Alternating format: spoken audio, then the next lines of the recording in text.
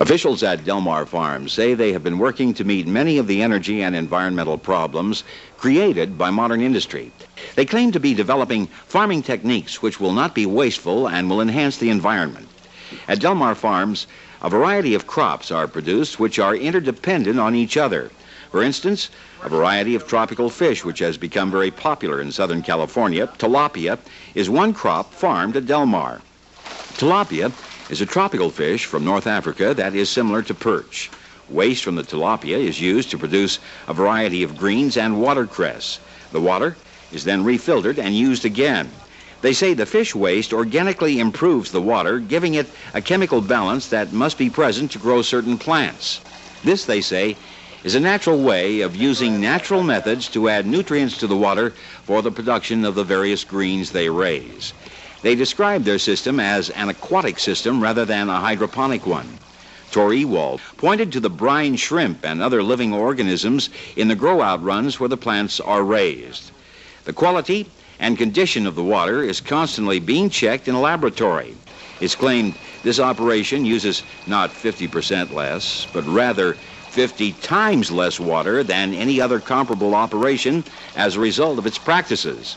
Ewald says the farm is situated in San Diego County near the coast because of the constant source of sunlight and the proximity near the ocean, which acts as a thermal sink, maintaining a constant pressure. Ewald also claims this complex is now producing 2,500 cases of watercress a week. Ultimately, he added it's hoped that production can be expanded to 4,000 cases a week. Photovoltaic cells are used to convert light into energy. That's another objective at this farm, Ewald says, to produce electric and thermal power. They've experimented with approximately 17 different crops to come up with the ones now being produced. Ewald describes the steps in the farm's operations to achieve their objectives. Tilapia is our fish crop that we're doing. It's from Africa, actually is where it's from. What other purpose do they serve other than provide nutrition for your vegetable crop? Well, the fish is a production crop that we actually sell to fish brokers. Okay, that's why. And actually provide us with income. And so it would be for breeding or for food? Or both? Well, generally for food. Our breeders are actually of a different strain than the production fish, so we do a hybrid of tilapia. So what is the process now? What takes place? We see where the fish are growing. Okay. You've got your tanks. Right. We stock our tanks with our fish, and the fish are fed a food, a protein-based soybean meal. We also add lettuce roots and things like that. And the fish then provide us with a nutrient-rich water resource. Okay. That water goes through some settling tanks, and then we see outside the building where the fish are kept, we see this one tank. And how do you define that? The water comes through that, and it is what? The water, after it leaves the fish tanks, goes through some settling process where we're settling the solid waste material from the water so that we don't accumulate solids in the growing raceways, is what we call them. And then the water goes from there into where we see all of these huge plants. Right. And in many instances, that's a plant you never want to grow wild in your lakes or your streams, right? Hyacinth. Right. Over there, what we have is the water hyacinth, which is extracting all that nutrient that the fish are putting into the water, so the water is able to return to the hatchery and is reused again. And you said that by the time the water reaches the other end of this tank here, or this building, right, it is purified by the hyacinth. Is that correct? Pretty much. You are able to. It has taken out much of the waste that the fish have put into it, and much of the water that is in that system has been there for about a year now. And it is just pulling up one of these hyacinths. Their root systems are immense. Yeah, they're amazing. Water hyacinth next to kelp is probably the fastest growing plant on the planet, because of that root system and its tremendous metabolism. biomass, isn't it? It's fantastic. It is. And in back of you, you've got these huge tanks with these cells. What kind of cells are they? Well, floating on top of the fish tank is what is called a photovoltaic generator. Which is? These photovoltaic generators create electricity and hot water from sunlight. These photovoltaic cells, or solar cells, are very similar to those that are in solar watches and calculators. And they're able to provide us with electricity and hot water from the sun, which reduce the operating costs of the fish tanks. They're providing electricity to run pumps and blowers, and hot water to increase the water temperature, which helps the production of fish. And it is here that the fish are harvested for sale, right? That's correct, right. The fish will stay in here, depending on what temperature we keep the water at, anywhere from 10 months to a year. And the water then is circulated over to grow your vegetable crop, right? That's correct. The water goes through a settling process where we try and remove as much of the solid waste as we can. And then all of that fish water, which is very high in organic nutrients, goes over to what we call our raceways, where we are literally floating our produce in the water, and the roots are able to extract all of that organic nutrient from the water. As the water goes through all the systems, it becomes clean and is returned back to the fish tank. Right back to the fish, exactly. Hence your reference to your aquatic system and your life support system, right? Exactly. We call this an integrated life system because we are indeed integrating two different life systems together, the fish being one and the plants being another.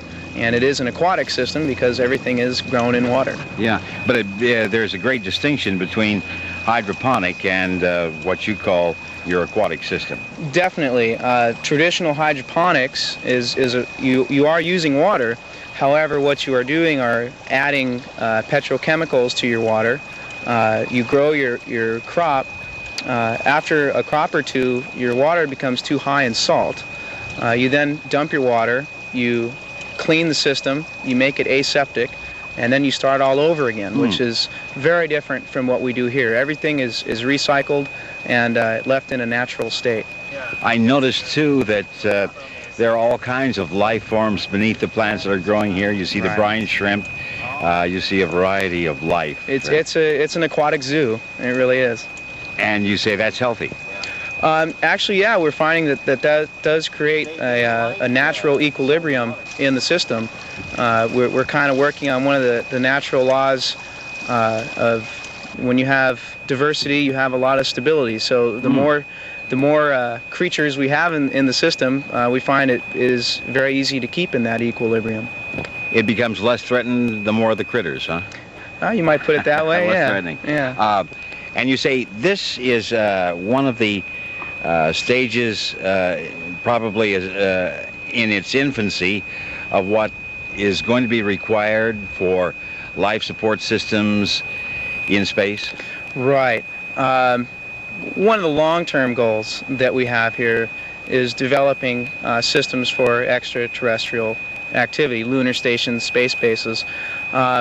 When you are operating in space, you are operating in a giant capsule. You have to become very well versed in recycling systems, recycling your water, renewable energy, making electricity from sunlight, processing your waste, processing your waters. So this is the beginning of that kind of technology. There are 3 acres of actual growing area at Del Mar Farms. Ewald claims this has been a learn-as-you-go proposition. One of those involved with the research project at Del Mar Farms is Bob Boylan, a biologist-chemist who became involved with the project at the very beginning. He says nobody else is doing this sort of thing, adding there was no textbook to consult to see if you're doing the right thing. What we've tried to do in developing all our technologies is to walk as lightly as possible on the land that we use. And consequently, we've done things that are as close to possible as using all the resources within the system. Everything is recycled, including nutrients, including water, and being as energy efficient as possible and all of those things. What have been some of the major problems in accomplishing this? And what are your ultimate objectives? Well, let's talk about the farm. Some of the major problems on the farm is we're doing things that haven't been done before, as Tor had mentioned. One of them in particular is we're working in systems that are equilibrium systems. And for most of the hydroponic work that's been done in the past, it's been done with sterile system, or as sterile as possible systems. Yeah, but you're different. You call yourself an aquatic system, right? We're an aquatic system, and we call it that to distinguish it from hydroponic, because we're looking at a biologically equilibrated system, where hopefully everything is in balance.